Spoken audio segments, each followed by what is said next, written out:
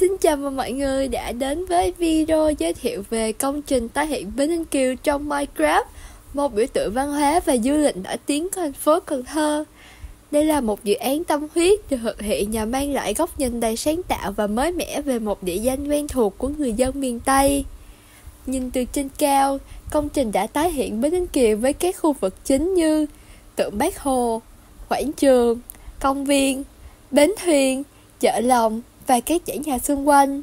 Đây là một nỗ lực rất lớn của nhóm để tái hiện những chi tiết, những điểm đặc trưng nhất nhằm mang đến một cái nhìn đầy đủ và sống động về Bến Ninh Kiều. Vậy thì chúng ta hãy cùng nhau xem kỹ hơn những chi tiết này nhé. Đầu tiên, đến với tượng Bác Hồ.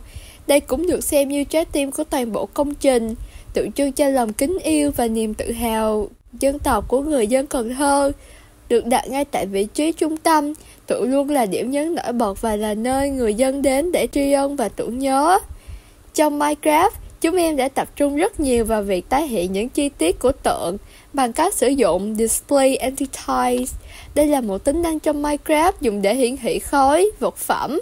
Chúng tạo nên những hiệu ứng ánh sáng và những chi tiết sống động, không còn block thực tế mà lại mang sự chân thật và sáng tạo cho công trình.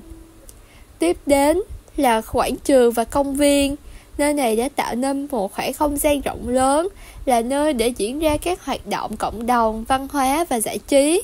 Tại đây, người dân và khách du lịch có thể tản bộ, trò chuyện hoặc tham gia các sự kiện ngoài trời. Trong công trình, chúng em đã tái hiện quảng trường với các khu vực xanh, lối đi được thiết kế đối xứng và hài hòa. Các chi tiết nhỏ như ghế đá và đèn đường cũng được thêm vào để tạo nên một khoảng không gian gần gũi và chân thật. Công viên bao quanh quảng trường với những hàng cây xanh mát và các bồn hoa rực rỡ, mang đến cảm giác thư giãn và bình yên cho mọi người. Cạnh Bến Ninh Kiều là chợ Cần Thơ, một trong những khu chợ lâu đời và nổi tiếng ở miền Tây. Khu chợ này tập trung vào mua sắm và giao thương của người dân địa phương. Và giờ đây, các khách du lịch có thể dễ dàng tìm những mặt hàng lưu niệm tại chợ.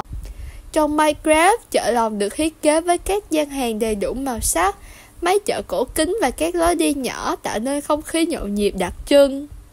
Xung quanh Bến Ninh Kiều còn có các dãy nhà cao tầng, khách sạn, quán cà phê.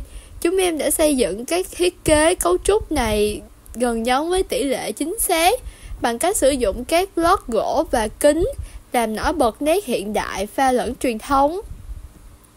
Khu vực bến thuyền chắc hẳn là điểm đến cuối cùng của hành trình, nơi tái hiện cuộc sống sông nước nhộn nhịp của người dân miền Tây.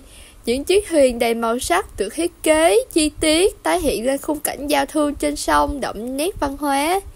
Chúng em đã sử dụng các block gỗ và thiết kế thuyền thủ công để tái hiện sự sinh động và độc đáo của khu vực này. Đặc biệt, vào buổi tối, du khách có thể lên những chiếc thuyền lớn để hưởng thức bữa tối, trong khi thuyền sẽ di chuyển quanh sông Cần Thơ, sẽ mang đến cho du khách một trải nghiệm cực kỳ thư giãn và lãng mạn. Công trình đối với chúng em không chỉ là một tác phẩm nghệ thuật trong Minecraft, mà còn là tiếng nói, là hình ảnh, giúp để truyền tải những giá trị văn hóa và nhằm mục đích cho mọi người hiểu rõ hơn về Bến Ninh Kiều. Nói đến đây thì cảm ơn mọi người đã theo dõi. Chúng em hy vọng rằng qua công trình Minecraft này có thể mang đến cho mọi người niềm cảm hứng, niềm tự hào về quê hương Cần Thơ.